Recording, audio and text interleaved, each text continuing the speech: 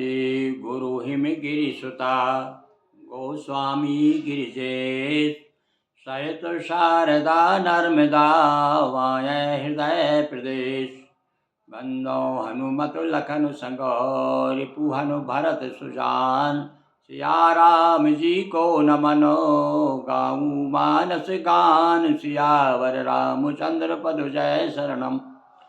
आज रामनवमी,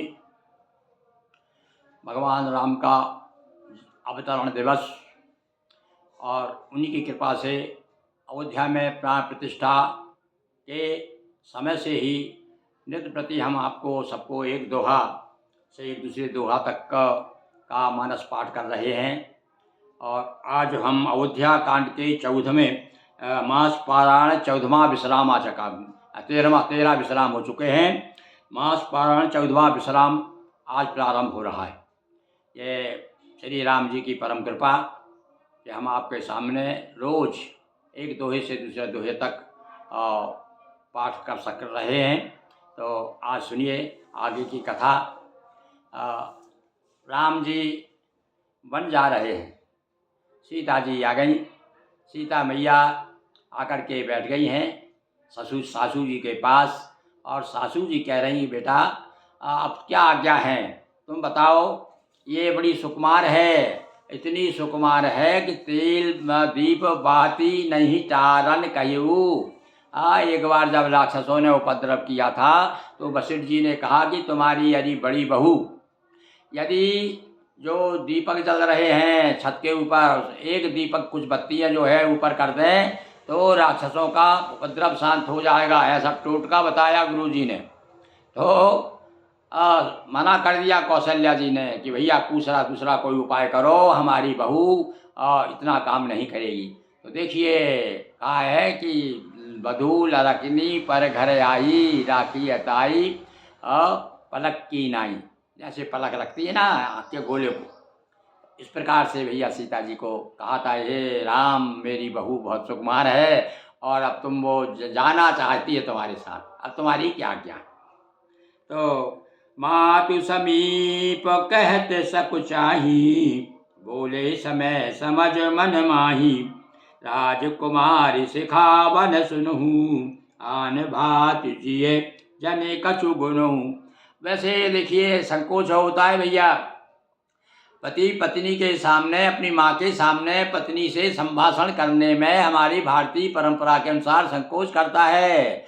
मैंने यहाँ तक देखा है कि पिता अपने बच्चे को माँ के पिता के सामने बच्चे को गोद में नहीं लेता था, इतना संकोच होता था। तो फिर भी समय भैया ऐसा, जब ऐसा समय आ जाए तब तो भैया थोड़ा सा ध्यान रखना पड़ता है। तो ऐसा समय सोच करके जान करके ही भाई बताना पड़ेगा, अब तो कुछ कहना पड़ेगा। तो कह हे राजकुमारी सिखावन सुनो, अरे मन में दूसरी बात मत समझ लेना है, मैं बिल्कुल शुद्ध हृदय से निष्कपट भाव से बोल रहा हूँ कि आपन मोरनीक जो चाहू, वचन हमार मान ग्रह रहू। यदि वह तुम मेरी बात को, मेरा भला चाहती हो, देखिए अब राम जी क्या कहते हैं, मेरा भला चाहती हो तो हे राजकुमारी तुम घर पर ही रहो। आयसु मोर सासु सेवकाई, सब विधि भामिनी भवन भलाई।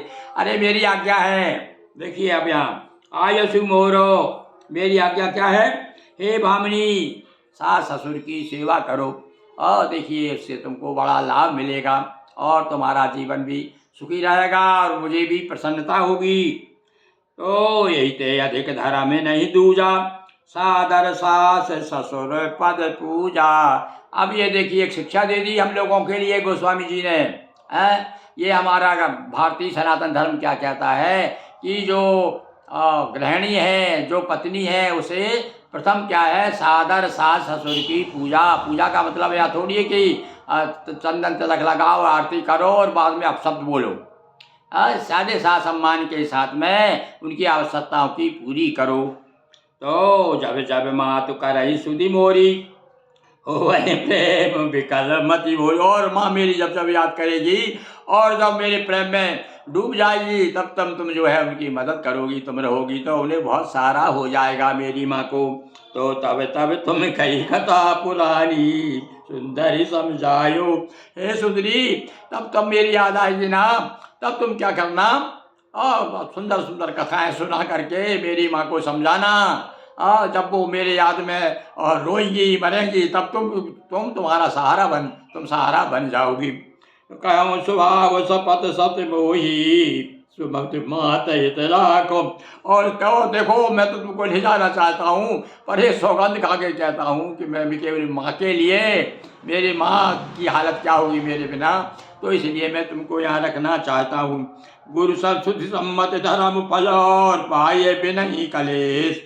अरे मेरी आज्ञा मान करके रहने से गुरु वेद धर्म सम्मत आचरण, ये सब यही बात कहते हैं। मैं मतलब धर्म के विरुद्ध नहीं बोल रहा हूँ। हट बस सब संकट सहे गाल न हो सुन। देखो संकेत कर दिया राम जी ने कि देखो तुम यदि हट करोगी तो फिर भैया बाद में जो हठी व्यक्ति है उसे तो कष्ट उठाना पड़ता है। अब तुम नहीं मानोगी, हट करोगी तो साथ तो चलो, पर भैया तुमको भोगना है। और भैया देखो मानो संकेत कर दिया राम जी ने कि देखो और जंगल में तुम्हारी दुर्दशा होने वाली है, तुम वहाँ हो जाएगी दुर्दशा, क्योंकि ये विकट जो कि अपनी बड़ों की आज्ञा नहीं मानता, माता पिता की सासुर सेवा नहीं करता और हट करता है, तो उसकी यही दुर्गति होगी। तो इसलिए कह दिए वह सुनो, उदाहरण दे दिया कि गालव ऋषि नहुष नरेश इन्होंने हट किया था। अब कोई कथा बताई थी हमने, नहुष की हट किया था, उसने हिसाब में तो इंद्राणी जो है मेरी पत्नी बन जाए, पर क्या हुआ उसका। ऐसे ही भैया या जिसने जीवन में हट किया है उसने बड़ी तकलीफ उठाई है। इसलिए मेरा कहना मानो और घर पर रह करके सास ससुर की पूजा करो, उनकी सेवा करो। क्या दिया कि यही ते अधिक धर्म नहीं दूर। इससे बड़ा धर्म तो कोई है ही नहीं। कौन सा, कि सादर सास ससुर की पूजा। सास ससुर का ध्यान रखना सबसे बड़ा धर्म है स्त्रियों का। यह शिक्षा हमें रामायण से प्राप्त होती है। बोलिए सियावर रामचंद्र की जय। हर हर महादेव शंभो।